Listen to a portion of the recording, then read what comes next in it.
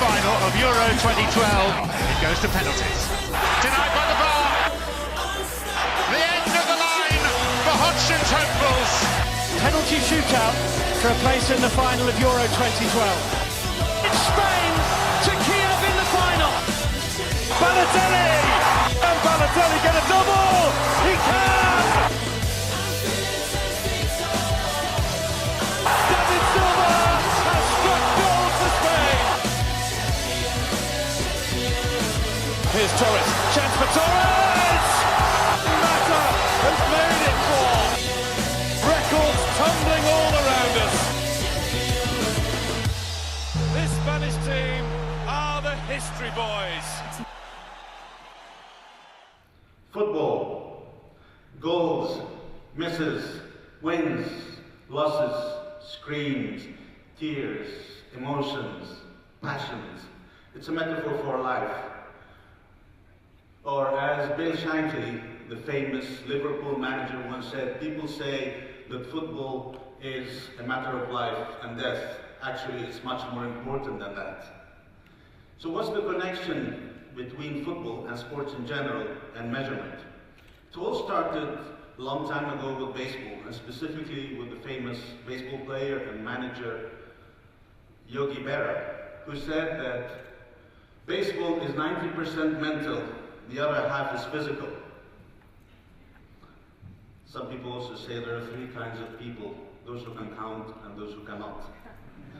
But a few years later, there was a more serious input from baseball, and it started with a manager who started using statistics to analyze baseball and to make decisions on the purchase and selling of players based on data and statistics.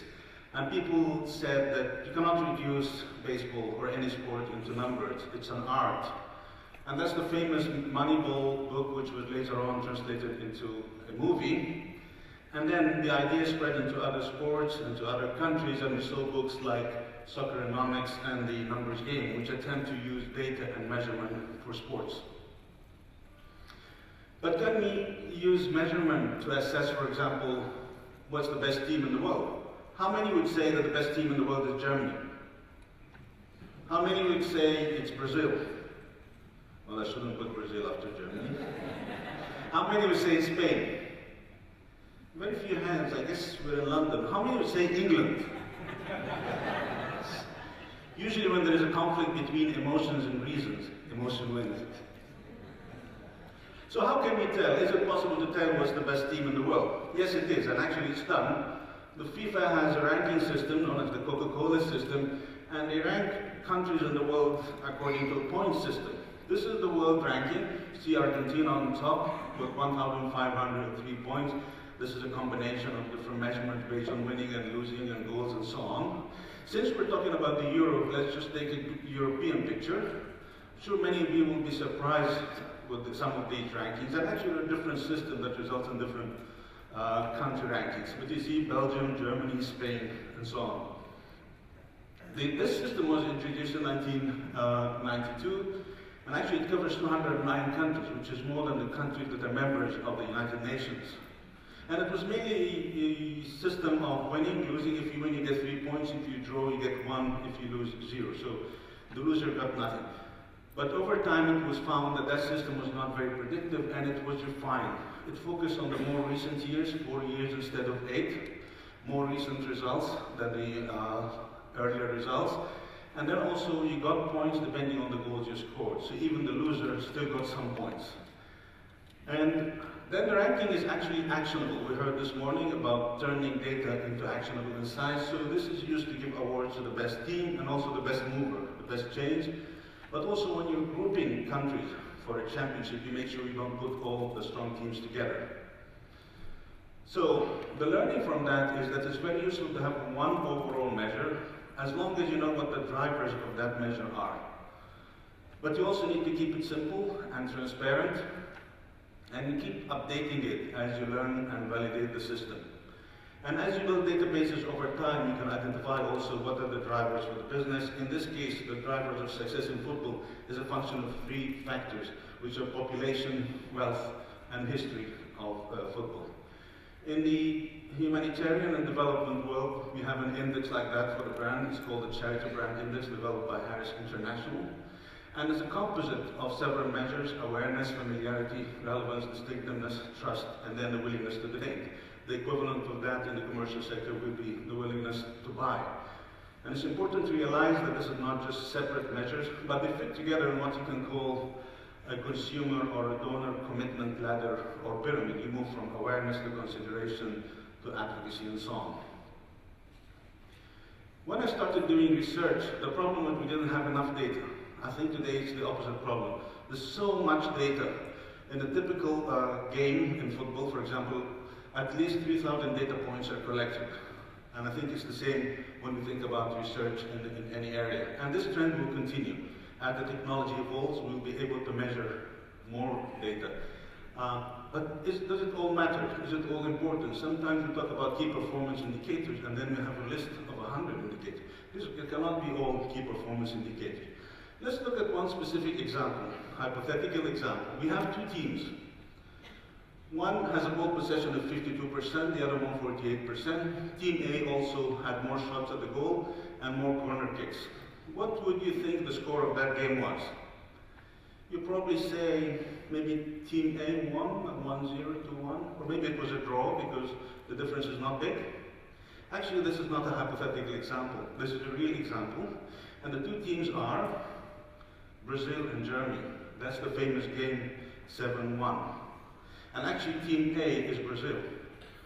So the numbers were more in favor of Brazil, but we all know what the score was. So obviously, when you look at this system, you say, this way of assessment, these indicators are not very useful. Now, the Germans have come up with a new system that's much more predictive, and it's going to be used in this Euro. And it has two important measures. One is the packing rate, and the other one is the impact rate. And what it says, the principle is, it's not about the ball possession that you have. Anyone watched the game last night between Portugal and Iceland? Ball possession was 72% Portugal, 28% Iceland. The score, as we know, was 1-1. More shots from Portugal as well. But they said the point is, are you advancing into the other team's area? Are you beating defenders as you move on? So the first measure measures when you make a pass or dribble, are you going past other players from the other team? And the second measure, called the impact rate, is are you beating defenders? So for example, if you look at this pass, from a yellow player to another yellow player, you're beating 6 red players. So this counts as 6 points. This is a good pass. In contrast, if a defender is just playing a ball back to another defender, that counts as 0. You didn't beat any defenders. In the old system, that would count as passes and would count as ball possession. Importantly, also it applies to dribbles. Here we see Messi, when Barcelona is playing against Atletico Madrid. He has 7 players ahead of him, and he passes them. So all this counts again as point. So this is focusing on the quality as opposed to the quantity. In the old system, any pass, any ball position is the same. All passes are equal. In the new system, there is a difference. And when you apply this method to Brazil and Germany, you find that the packing rate, how many players you beat, you find that the scores are more for Germany. So it's more in line with the actual results. Have you heard this one before, but my country is different? Germany is different, Spain is different, England is different, Italy is different. And of course, when it comes to football, we know anyone who watches football in Spain compared to Germany, to England, knows that they're very different, right? Let's look at the evidence. Total passes across the 4 leagues, the German, the Spanish, the English, and the Italian. The total number of passes is between 425 and 449. Long passes between 54 and 59. Actually, they're incredibly similar, all the leagues. This is one of the examples, and you can see this in business whenever you want to expand advertising or product that this country is different. It's actually a wrong question, and also there isn't often much evidence for it. Countries on many things, and that's why we see more and more global products expanding and successful in different countries. So you can use the data measurement to also dispel some of the myths. One of the myths in football is that the team is most vulnerable after it scores. That is, after a team scores a goal, it's very likely to concede a goal. When you look at the evidence, you see this actually the other way. So you have here the 4 quarters after scoring a goal, and the lowest number of goals is scored immediately after a team scores a goal, and it goes up after that. So in fact, the team is least vulnerable after it scores a goal. Another common one is that corner kicks are very important, and the fans get very excited. They say this is the best thing after a penalty kick. Analysis shows that actually the value of a penalty kick is very, very small, almost zero. And that's why we find more and more teams making short passes with corners, like Barcelona. We're all engaged in knowledge management. I think we also need to spend some time on ignorance management. And that can cover 2 areas. One is, what is it that we don't know, that if we knew would make a big difference? And the second one, what is it that we know that isn't true actually? A friend of mine used to say, I know it's a fact, but is it a true fact? This is the tragedy of science, the slaying of a beautiful hypothesis by an ugly fact. You're probably familiar with the famous conversation in Sherlock Holmes' Silver Blaze, when the inspector is asking Sherlock Holmes, is there anything you'd like to draw my attention to? And Holmes say, the curious innocence of the dog, and the inspector say, but the dog did nothing. Well, that was the curiousness. So how does this relate to football? Let's talk about the Ballon d'Or. This is the greatest prize awarded to a football player. It has been going on for more than 50 years. And what's interesting is that you see Messi got it 4 times, Ronaldinho, Ronaldo, but during those years, more than 50 years, only one defender got the award. The Italian defender. Why is that? Because when an attacker scores a goal, that's easy to measure. But when a defender stops a goal, you don't see it. No one asks who stopped goals last night. You ask who scored the goals. Well, in fact, some of the analysis shows that very often a goal prevented, a goal stopped, is more valuable than a goal that is scored. So now there are more and more measurements looking at how defenders stop goals, either directly by stopping the ball or by being in the right place at the right time. Going from defenders to goalkeepers. If you were a goalkeeper and there's a penalty kick against you, how many would say you would jump to the right or the left? How many would stay in the center? How many don't know? How many will not raise their hands no matter what I ask? The analysis of almost 300 penalty kicks found that the best thing to do is to stay in the goal center. However, most of the goalkeepers jump to one side. Why do they do that? Because our behavior is not logical, it's psychological. And it feels much worse when a goal is scored and you do nothing, when compared to jumping to one of the sides. This is called the action bias. And also there is a social component. Most goalkeeper jump, so I might as well jump. Do you see the action bias in business? A competitor launches a product and the marketeers come to you and say, we can't sit here and do nothing. I used to face that situation when I was in the private sector. And sometimes I was tempted to say, actually it's not such a bad idea. But it's not the right thing to say. So, I think you can do many things, like you can fix the product. You don't have to launch a new product. You can wait and improve the product and launch it later on, or launch with a smaller budget, or save that money on the new product launch and spend it on the current business. There are many things you can do, so don't fall into the false dilemma of either jumping or doing nothing. Another interesting story from penalty kicks with also a message for measurement in general. This was the final of the European Championship, the clubs, between Chelsea and Manchester United. And the co-manager of Chelsea had a friend who worked as a university professor. He was an econometrician. So he studied how the goalkeeper of Manchester United reacted to penalty kicks. And he found that he had a weakness on the left. And so they instructed the Chelsea players to always shoot the penalty kicks on the left of the goalkeeper. And during the final of the cup, actually the first 4 players did exactly that, and they scored. But then Van der Sar, the goalkeeper of Manchester United, noticed what they were doing. So he decided to confuse the 5th player. And look at the clip and see how he's pointing to the left side with his finger, and then see what happened.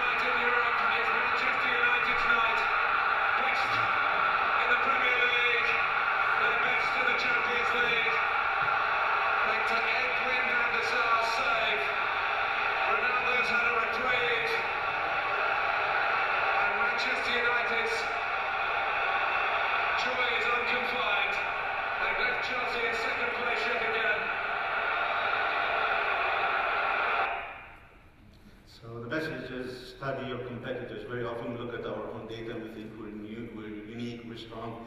Look at the competitors. So that was a great win for Manchester United, but the joy did not last for very long because there was Messi. And a few years later, there was the final of the cup between Barcelona and Manchester United.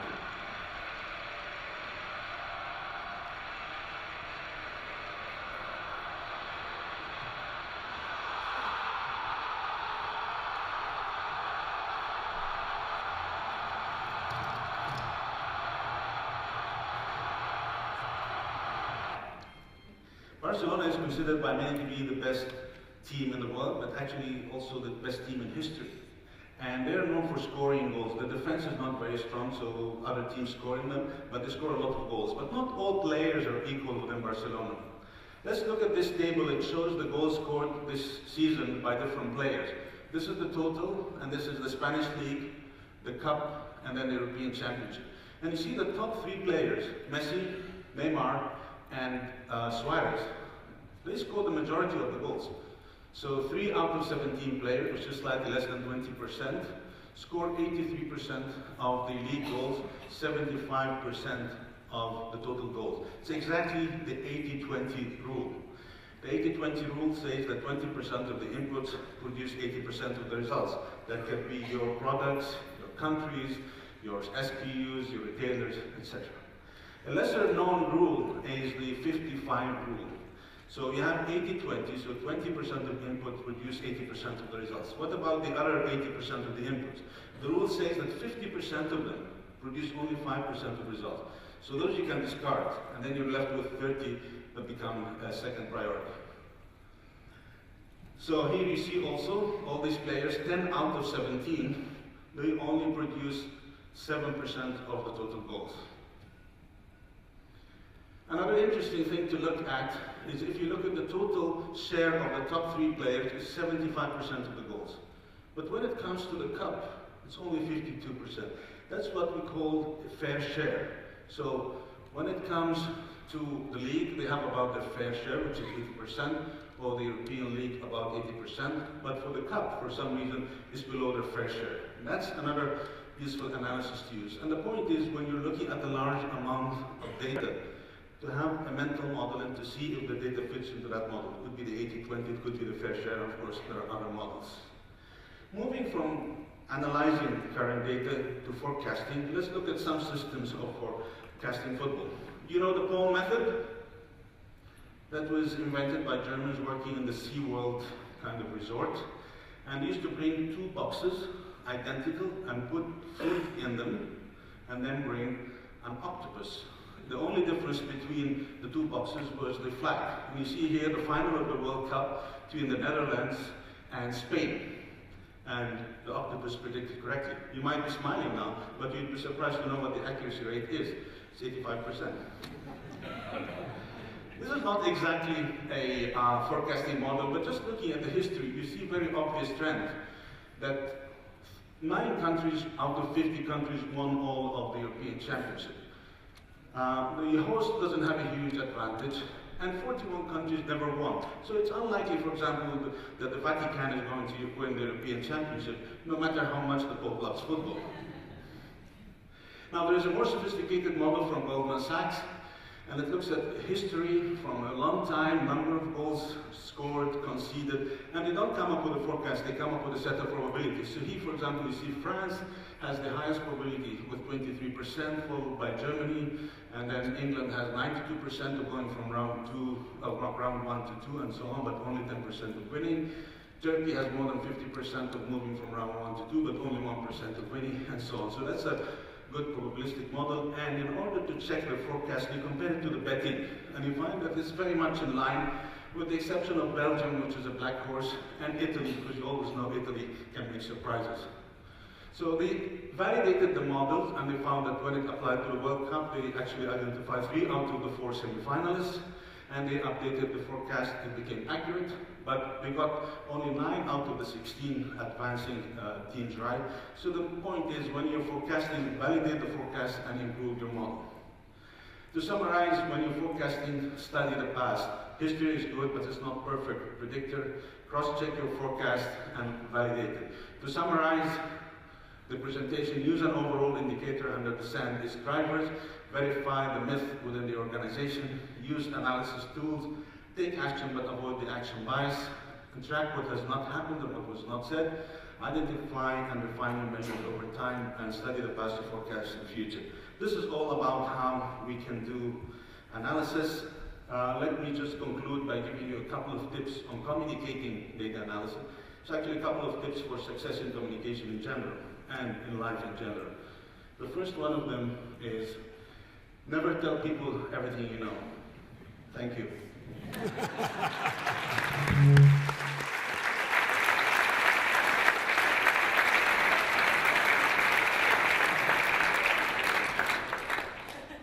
Thank you. Just to make it absolutely clear, because we've got people outside Europe with us, the European Soccer Championships are taking place. That's the relevance of that keynote, but just to make that clear. So I'm looking for the first question in the room. Again, stick your hand up, please, so we can come and find you. There was lots of chatter going on. Jim's table, yes. Microphone over here, please.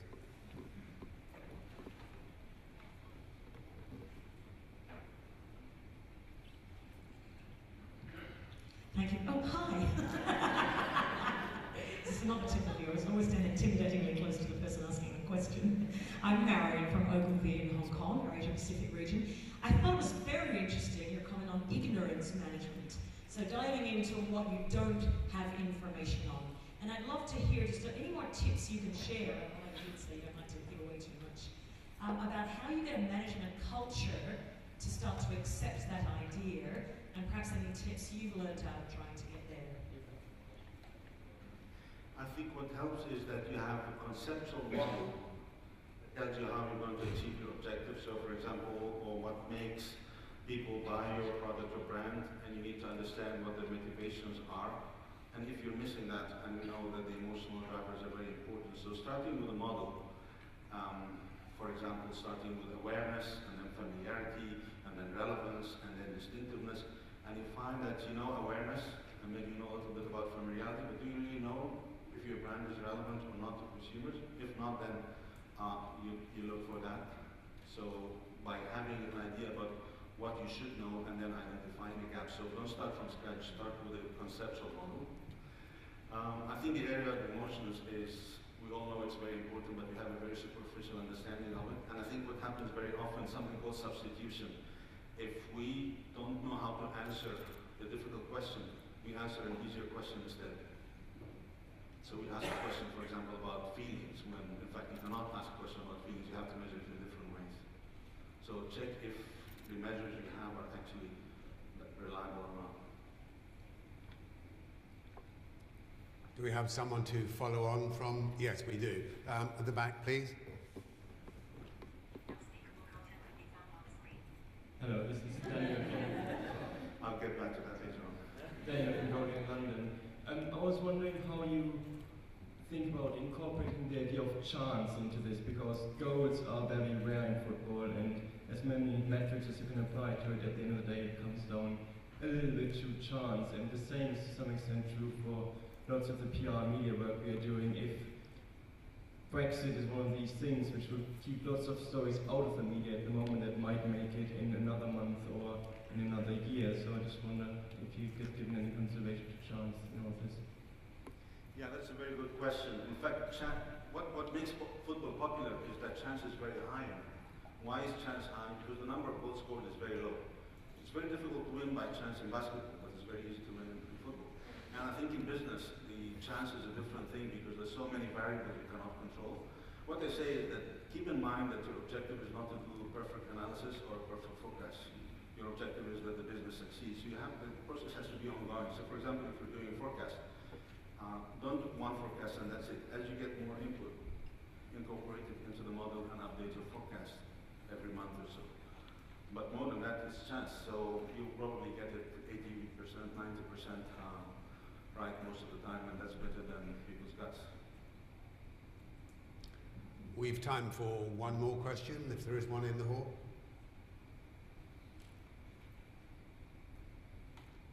Looks like you're out of time. Thank you. Let's give a big welcome to Omar. Thank you.